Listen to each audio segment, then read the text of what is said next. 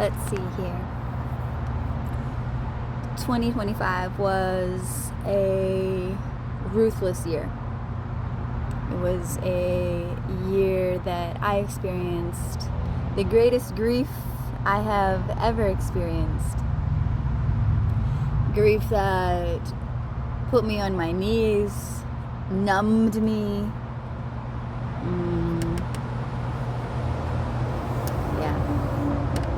So heartbreaking. And the thing about grief and losing what you love, we never really lose anything. We never lose love. Or beings, really. The veil is thin and we're eternal. However, I digress. In that time and in that moment, the loss felt so big. And yeah, I couldn't touch it. And so I went into ceremony. And I haven't stopped going to ceremony. So 2025 brought me to my knees.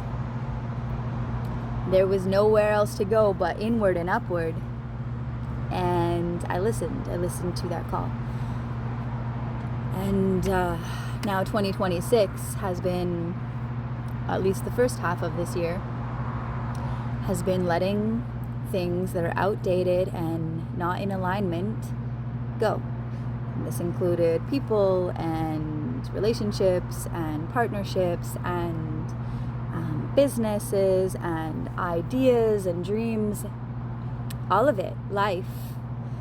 Anything that wasn't aligned, feeling good in this beautiful dance of real reciprocity, had to say goodbye. Yeah. And so for me, the first year was also fairly, the first part of the year was fairly brutal. A lot of grief there too, right? Saying goodbye to ideas and dreams and people and relationships and partnerships and all of it, saying goodbye to that, those hopes or those things, right? Those things. And we're in this space right now of a recalibration and a reorganization and a realignment in many big ways.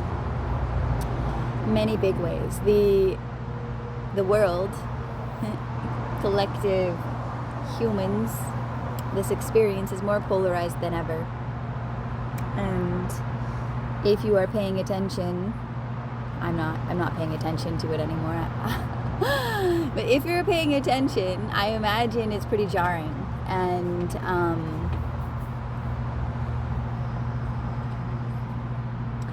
the division is big, the polarization is big, even as and especially because these truths are being revealed. We're becoming more and more aware of life, of reality, of lies, of whatever, right? We're becoming aware.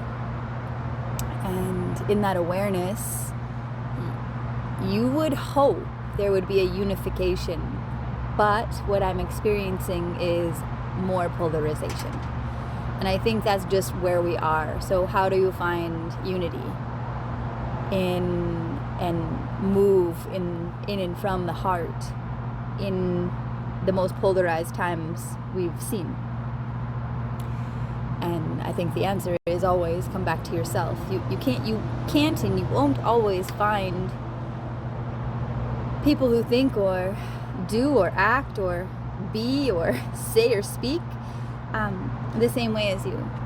You will not always find those alignments, and especially now.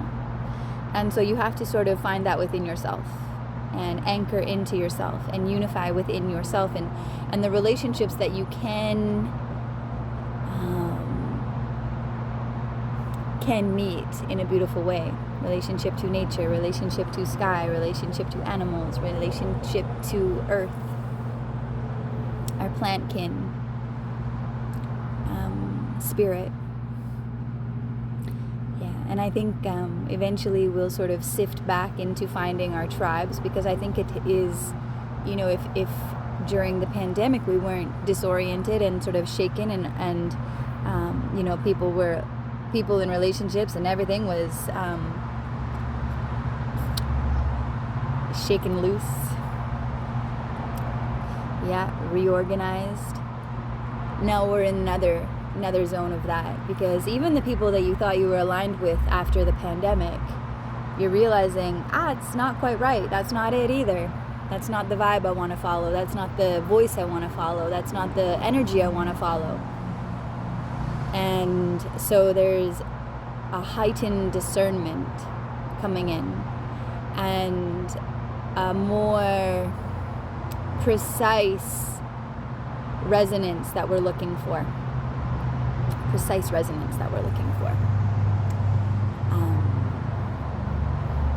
In our tribe, in the people that we want to hold close. And I don't believe that we're ever going to all think or feel or do or act or be or say or whatever the same. We are going to have to start to lift up into higher heart and recognize that beauty lives in the diversity. The beauty lives in the uniqueness, in the differences, in our ability to accept and love each other for that, to hold each other as we process and move through life as that, as we are, authentic, just doing what we do, living as we live.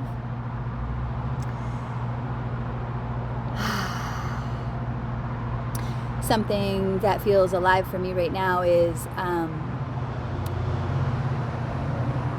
I don't want conflict anymore. I don't want to pay attention to or give my currency to anybody who perpetuates polarization and division. And so I'm seeking peace, and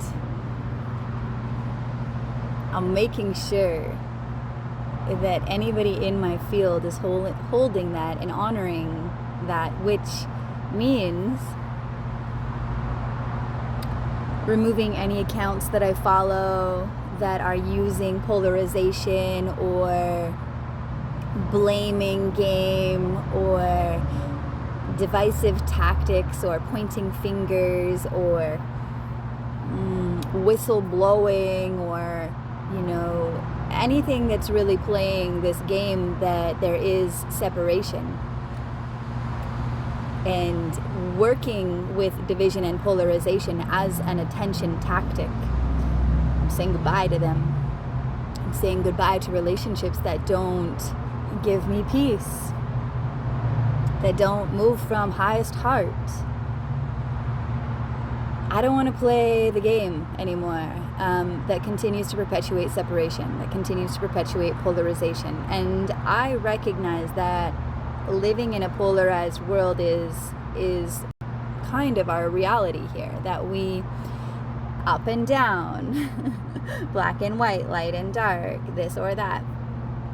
And yet we can choose to operate from a place that is higher into the heart, which stops that game a little bit, where we stop clinging to our stances and our beliefs and our opinions and our ideas of what is right and what is wrong, and instead just lift higher, like God created this all. God did it all. And so how do I operate in that reality where I lift my faith and my trust and my heart up to that level of acceptance and release the resistance and release the conflicts that I hold against this or against that, and just come back into a more unified place within myself where I accept and I move intuitively, I listen to my body, and I do what's right for me without judgment. And I let other people do what's right for them without judgment, and I give them the benefit of the doubt because it's their life and we're free. And so all of this to say, little upload, download, of whatever this is, I think